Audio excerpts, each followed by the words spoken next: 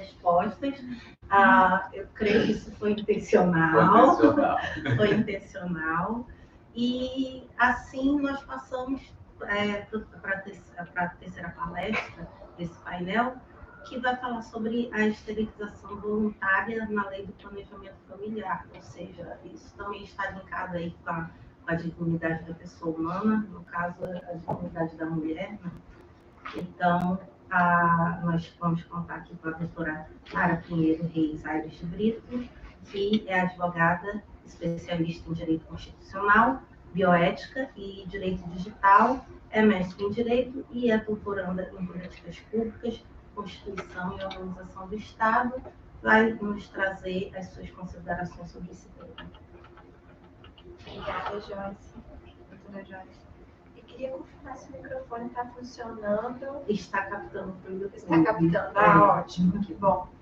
Bem, é difícil falar depois do professor Dr. Diogo Leite Campos, como falar depois dele, do Dr. Manuel também, então eu fiquei com uma missão ingrata de falar por último, mas o professor estava falando de temas da vida, né? E nosso painel, nosso encontro hoje fala de bioética, que é um tema da vida, né? A bioética com a ética da vida, questões que são levantadas, dignidade da pessoa humana, direito de pessoas trans, todas essas questões estão dentro tanto do guarda-chuva constitucional. O professor Diogo Leite Campos falou que a pessoa ela vem para ter os seus direitos reconhecidos pela Constituição. A Constituição reconhece os direitos dessa pessoa.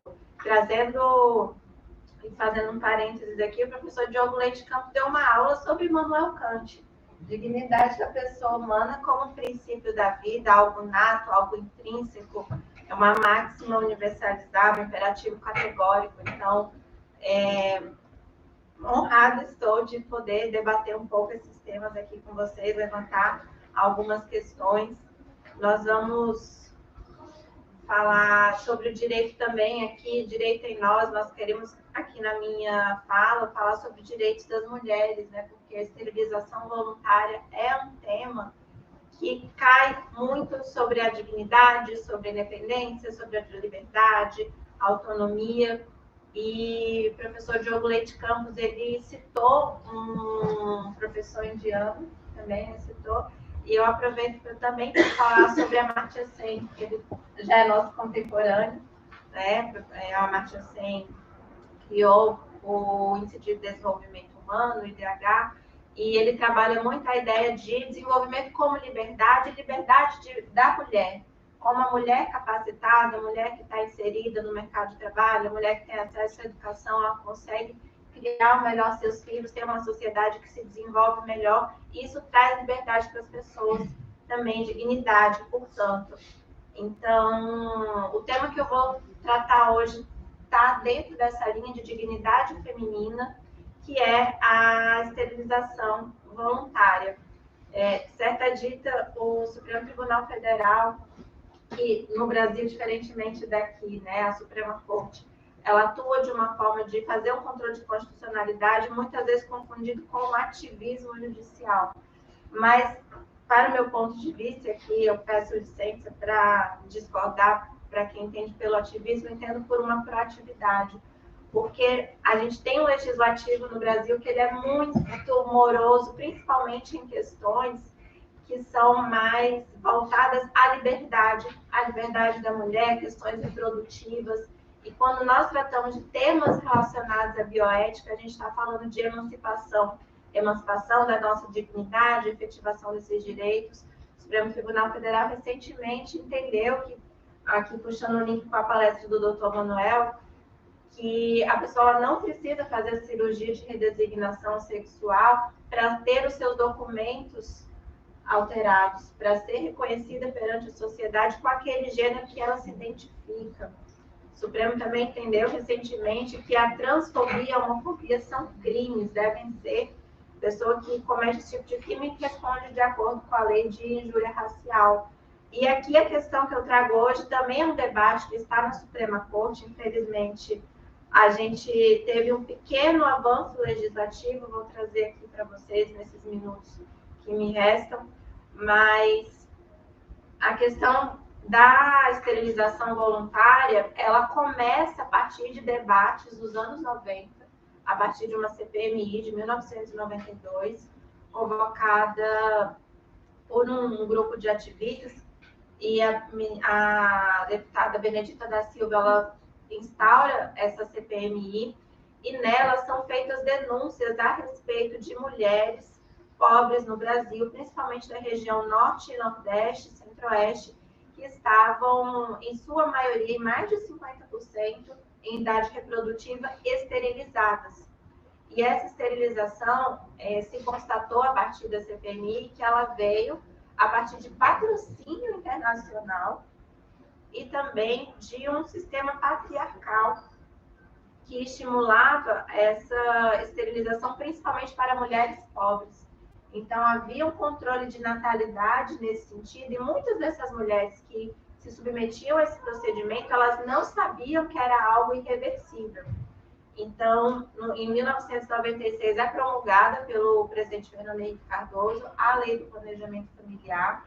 Ela trazia em seu artigo 10 várias restrições ao procedimento da esterilização voluntária, que para os que me ouvem, esterilização voluntária é a laqueadura ou a vasectomia no homem, ou o ligamento de troncos. Então, é realmente uma esterilização, muitas vezes irreversível, principalmente para o corpo feminino. E a lei traz uma proteção maior, ela passou a exigir uma idade de 25 anos de idade como idade mínima para realizar o procedimento. Antes dos 25 anos de idade, a exigência de 2 filhos vivos, um período de vacância de 60 dias entre a realização do procedimento e o pedido para haver uma desistência desse procedimento, isso está na lei. E também trazia como obrigatoriedade a autorização de um terceiro para a realização do procedimento. Esse terceiro seria o cônjuge. Então, independentemente de você ter filhos vivos, ser casado, você dependia da autorização do seu esposo. E da sua esposa, no caso, né, caso o homem quisesse. Tivemos um avanço legislativo em relação à matéria. Em setembro de 2022, o então presidente Jair Bolsonaro ele sancionou a alteração do caso. Uma lei nova passou a vigorar em janeiro agora de 2023 no Brasil. A idade mínima passou a ser 21 anos de idade, não mais 25. A autorização, a outorga de um terceiro, que é o cônjuge, também caiu por terra.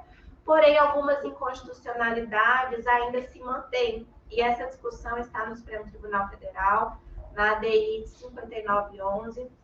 Foi interposta por um partido político, o PSB. Esse partido, ele entende que ainda existem muitas restrições ao direito da autonomia, à dignidade da pessoa humana, à autonomia sexual e reprodutiva. Então, essas questões ainda vão ser debatidas pelo Supremo Tribunal Federal.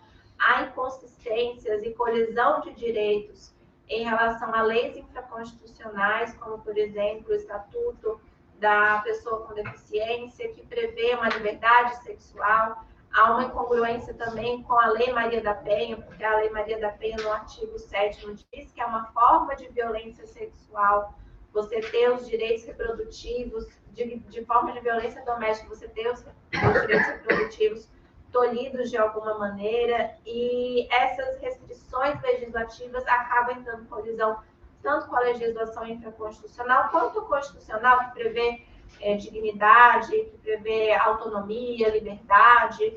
Então, são temas que o STF ainda vai debater e que, quando a gente trata de dignidade e direitos reprodutivos, a gente sempre acaba esbarrando na autonomia da mulher. O planejamento familiar faz parte dessa autonomia. Você planejar a quantidade de filhos, o número de filhos, faz parte da autonomia tanto do casal ou de quem está ali constituindo aquela família. E o Supremo vai, então, se debruçar sobre esse assunto. Na DIN 3510, ela debateu muito essa questão da autonomia familiar. A gente falava da Lei de Biossegurança. E, posteriormente, o Supremo Tribunal Federal, ao debater o tema do aborto ou da interrupção de gravidez, no caso de anencefalia, né, o feto que nasce, que vem sem o cérebro e sua formação, saiu no acórdão, né, está no acórdão dessa decisão, no voto do ministro Aires Brito, que o grau de civilidade de uma sociedade, ele se mede pelo grau de liberdade da mulher. Então, essa frase é de Charles Fourier, e são essas questões que eu queria aqui trazer nesses 10 minutos de fala. São temas muito complexos, mas que eu queria, na verdade, instigar o debate e trazer aqui para todos. Então, eu agradeço a oportunidade, reforçando que o professor Diogo Leite Campos falou, a Constituição ela não cria direitos, ela reconhece. E em relação à esterilização voluntária, eu ainda espero ter esses direitos de autonomia, de liberdade, de igualdade material entre homens e mulheres de fato reconhecidos. Então, eu agradeço a oportunidade de estar aqui presente.